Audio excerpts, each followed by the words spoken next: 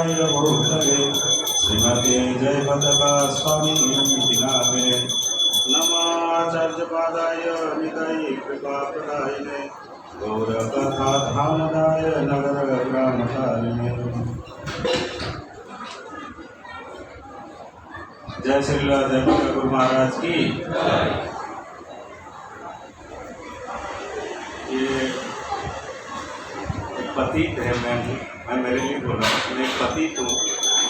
गुरु महाराज के ग्लोरिफिकेशन उनके गुण व्याख्या करने के लिए कोई योग्यता नहीं है मेरा, प्रभु जी के आदेश से बोलना पड़ेगा। फिर भी गुरु महाराज के बारे में कोई जानकारी नहीं है। जितना वैष्णव के मुख से सुना हूँ उसी वाक्य को मैं बताऊंगा। एक बार अभी हाल ही में हम लोग 2024 में गए थे अहमदाबाद गुरु महाराज के दर्शन करने के लिए। तुरंत एक दिन पहले हम लोग स्नान यात्रा में गए थे 15 तारीख को, कहाँ, दिवेर। और दिवेर से चर्चा हुआ, पता चला कि गुरु महाराज आ रहे हैं अहमदाबाद, तो सभी को जाना है। तो हम लोग एक बस दिए थे दूसरे दिन और तुरंत निकल के गए थे। इतना सुंदर दर्शन भी हुआ था गुरु महाराज के और बढ़िया प्रसाद भी मिला था वहाँ पर, और गुरु महाराज के प्रवचन भी सुने थे। तो वहाँ पर भक्ति विजय भागवत स्वामी महाराज बोले थे कि गुरु महाराज आने वाले नहीं थे, लेकिन हम लोग जैसे पतितों के उद्धार करने के लिए वहाँ पर गुरु महाराज आविर्भाव हो गए। क्योंकि उनका शेड्यूल नहीं था, उधर जीबीसी मीटिंग था, तो इसीलिए भक्ति विजय भागवत स्वामी आए थे उनके ये पे, मतलब उनके जगह पे आए थे वो मीटिंग में अटेंड करने के लिए। लेकिन गुरु महाराज ऐसे उस टाइम उनका तबीयत बहुत खराब था, लेकिन ऐसा बोले थे महाराज जी के ऐसे हुआ कि उनके जो सेवाएं थे सब बोल रहे थे, नहीं महाराज जी आप नहीं जा सकते, बोलते तुम लोग आओ ना आओ, हम चले। अपना बैग मतलब ये करके बोले कि उनका जो असिस्टेंट है उनको सेवा कर रहे थे, बोले तुम लेके मेरे को एयरपोर्ट चलो अभी तुरंत। तो जब गुरु महाराज उनको बोले तो उनका आदेश तो मानना पड़ेगा, तो ये जब लेके गए उनका पीछे पीछे सब अपना अपना बैग पैक करके तुरंत उनका पीछे भागे। तुरंत जब आके पहुंच गए अहमदाबाद में, ये लोग सब आश्चर्य थे, एक तो गुरु महाराज आने वाले नहीं थे तो अचानक क्यों आ गए, तो सब लोग हैरान हो गए। गुरु महाराज बोले नहीं, मेरा मन अभी उधर मायापुर में थोड़ा लग ही नहीं रहा था, इधर सभी भक्तों, सभी महाराज, जीबीसी के बड़े बड़े मेंबर सब आए हुए हैं, सभी का दर्शन करना है और सभी के भक्तों का संग करना है, इसीलिए हम आ गए यहाँ।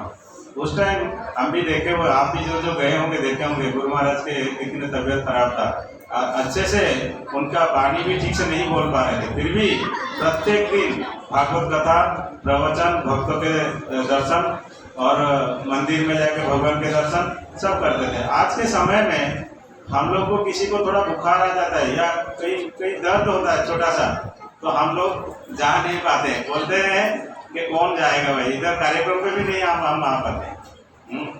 लेकिन परम वैष्णव के गुण ऐसा है, कितने भी तकलीफ हो, पतित जीवों का उद्धार करने के लिए, भक्तों के संग करने के लिए आके तैयार हो जाते हैं, आके पहुंच जाते हैं। ये एक कथा है। और एक कथा, जब पिछले कई साल पहले एक बार गुरु महाराज हॉस्पिटल में एडमिट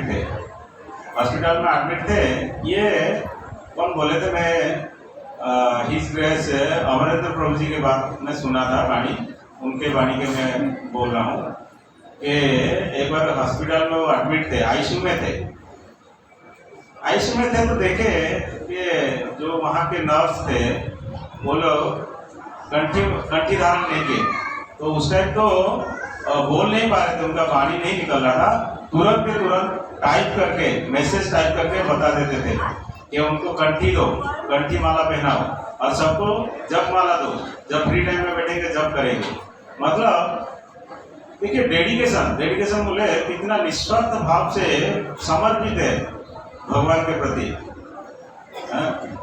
भगवान के प्रति कितना समर्पित भाव है कि जीवों के उद्धार के लिए वो क्यों कर रहे हैं, क्यों बोले थे। वो तो शायद उनको जरूरत ही नहीं था भाई वो कंठी पहने कि ना पहने, जब करे कि ना करे, लेकिन उनको चिंता है कि वो जीव फिर रिटर्न मतलब लौट के ये करीब मतलब ये में ना आए, ये कम से कम एक बार हरि नाम ले लेगा ना तो उसका उद्धार हो जाएगा।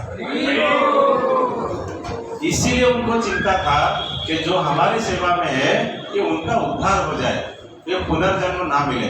तो पुनरपि जन्मम पुनरपि मरणम पुनरपि जननी जठरे शयनम।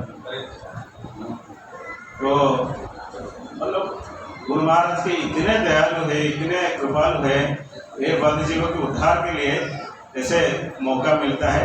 इसे मौका में सभी को ये मौका में ये आनंद उठाना चाहिए गुरु महाराज के गुण कीर्तन करने के लिए। हरि बोल।